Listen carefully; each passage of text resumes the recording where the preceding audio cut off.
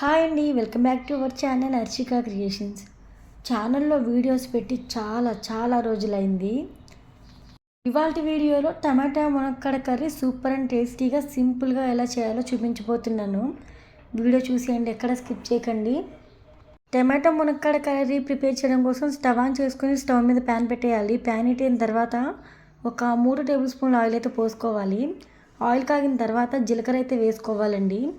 అలానే 3 లేదా 4 వెల్లుల్లి రెబ్బలు అయితే వేసుకోండి. ఒక ఎండుమిర్చి కూడా వేసుకోవాలి. 2 లేదా 3 ఉల్లిపాయలు తీసుకొని సన్నగా తరిగి అయితే వేసుకొని కరివేపాకు కూడా ఒక రెమ్మ అయితే వేసేసుకోవాలండి.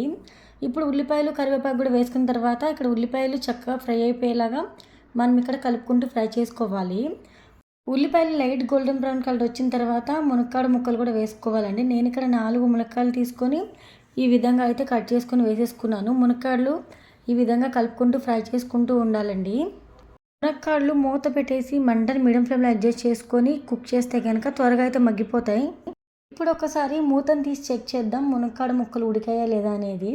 మీరు ఇక్కడ గమనించవచ్చు, మునక్కాడలు చక్కగా మగ్గిపోయాయండి. ఇప్పుడు కర్రీకి సరిపడా సాల్ట్ అయితే వేసేసుకొని అలానే 1/2 టేబుల్ స్పూన్ వరకు పసుపు అయితే యాడ్ చేసేసుకోవాలి. కారం ఒక 2 టేబుల్ స్పూన్లు అయితే యాడ్ చేసేసుకోండి. కారం ఎక్కువ తినే వాళ్ళు ఎక్కువ వేసుకోండి. లేదు అంత కారం మాకొద్దు, కర్రీ అంత స్పైసీగా మేము తినలేము అనుకుంటే ఇంకొంచెం కారం తగ్గించుకొని వేసేసుకోండి.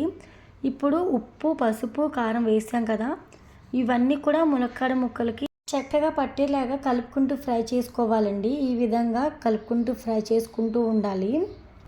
ఆ తర్వాత కొంచెం గ్రేవీ కోసం ఒక 2 లేదా 3 టమాటాలు తీసుకొని సన్నని ముక్కలుగా కట్ చేసుకొని అయితే వేసుకోవాలి.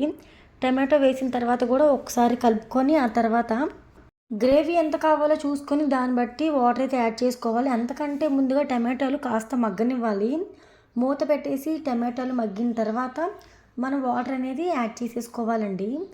వాటర్ యాడ్ చేసుకున్న తర్వాత మళ్ళీ ఇంకొకసారి మూత పెట్టేసి ఒక 3 నిమిషాల వరకు మంటని మీడియం ఫ్లేమ్లో కానీ లో ఫ్లేమ్లో కానీ అడ్జస్ట్ చేసి కంప్లీట్గా కుక్ అయ్యేంత వరకు ఉడకనివ్వాలండి. ఈ మునక్కాడ కర్రీ చాలా సింపుల్ అండ్ ఈజీగా చేసుకోవచ్చు. అలానే ఈ మునక్కాడ కర్రీ రైస్లోకైనా రోటీలోకైనా కూడా చాలా బాగుంటుందండి. ఆ తర్వాత కర్రీ కాస్త చిక్కబడి కర్రీ దగ్గర పడింది అని అనుకున్న టైంలో మనం స్టవ్ ఆఫ్ చేసి దింపేయడమేనండి. ఇక్కడ చూస్తున్నారు కదా, మునక్కాడ టమాటో కర్రీ చాలా అంటే చాలా యమ్మీగా ప్రిపేర్ అయిపోయిందండి. నేను చేసిన ఈ రెసిపీ మీకు నచ్చితే వీడియోకి అయితే లైక్ ఇవ్వండి. లైక్ ఇవ్వడం వల్ల ఈ రెసిపీ ఇంకొంతమందికి రీచ్ అయ్యే ఛాన్స్ ఉంటుంది. వంట చేయడం రాని వాళ్ళకి కూడా నేర్చుకునే ఛాన్స్ అయితే ఉంటుంది కాబట్టి లైక్ ఇవ్వడం మర్చిపోవద్దు. ఇలాంటి మరెన్నో రెసిపీస్ కోసం మంచి వీడియోస్ కోసం ఛానల్ అయితే సబ్స్క్రైబ్ చేసేయండి.